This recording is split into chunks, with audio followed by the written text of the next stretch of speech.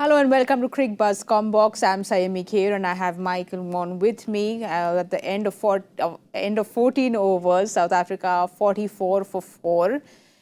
Michael, do you think the rain was the only thing that South Africa could pray for at this point? Yeah, I mean, if it rains for 2 days, South Africa are through to the final because they've finished above Australia, and that's what they have to hope for, because Australia have been relentless. They are so good at arriving for a big game and just setting the tone. I think it's been quite a good toss for them to have lost, because I'm sure Australia would have batted as well. There's been plenty of movement there, plenty of bounce, and a nervous South African batting lineup. We'll have a look at Australia's bowling card because, Michael, like you were saying, they just know how to turn up to the big games. Starc's got 2 wickets, Hazlewood's got 2, but they were just relentless with the new ball. It was moving all around. Yeah, I mean, once you get, the likes of Starc and Hazlewood with the ball that's just doing a little bit, and also the bounce. Hazlewood's getting steep bounce and the seam movement. You pretty much know with Hazlewood, if you give him a chance with anything in the surface, he'll hit that right zone, and that's exactly what happened. Also, Australia's fielding. They have been absolutely magnificent in that ring. Warner and Labuschagne, I tried to think how many runs they've already saved, and obviously they're a very safe pair of hands. They always are, Australia. Fitness and fielding, I think, is a huge thing in 50-over cricket, and Australia are right at the top in that.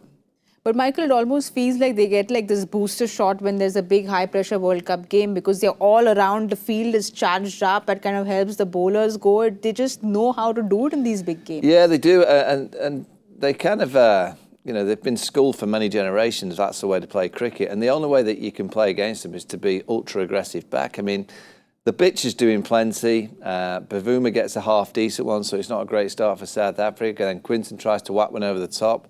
I just felt like South Africa were timid. It just felt to me that they were waiting for bad balls and they were expecting bad balls to come.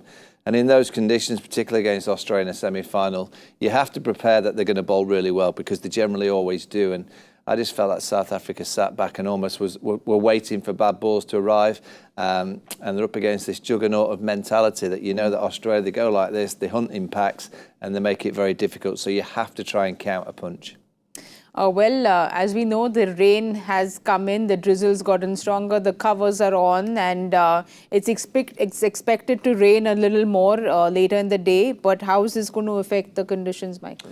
Well, South Africa will probably be disappointed, because these two, in terms of class and Miller, suddenly started to look okay. And obviously the change of bowling, Pat Cummins comes on, he goes for 12.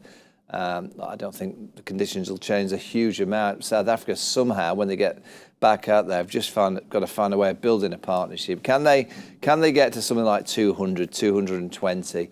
Can they make it a similar game to what they had in 1999 when obviously South Africa were chasing on that occasion?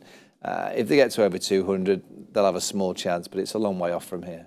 Well, we'll have a look at the batting card once again, just to see who else is to follow. We know they have a really strong middle order, which we can maybe hope that the middle order gets them to the 200, which you're talking about. Yeah, I mean, that's a Klassen and Miller are the key, but Jansen's been in decent form. Kassir's a handy player at number 8. Maharaj, again, we've seen him cope with the pressure against Pakistan.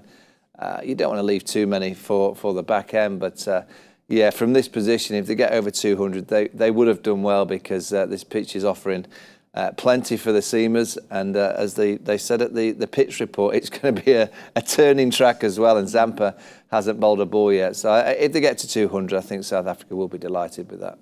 Michael, so hopefully once the rain stops, what can we expect from Australia with their bowling plan? Like you said, Zampa has not come on yet. So do you think they'll just suffocate them even more? Yeah, I mean, you've got Glenn Maxwell, off spin to David Miller. Zampa's been probably the pick of Australia's bowlers throughout this World Cup. There'll be plenty there for him. They've got the likes of Mitchell Marsh, who can bowl a bit of seam if they feel that there's going to be a bit more seam movement. He's a real handy seamer, because he does hit the seam on a regular basis. Australia have got plenty to go for. South Africa have just got to find a mentality of trying to play in a fashion of not thinking, oh, let's bat the 50 overs. That'll be a golden buzzer if you can, but just try and get a partnership going by being aggressive. These two players in the middle have got to play the natural games.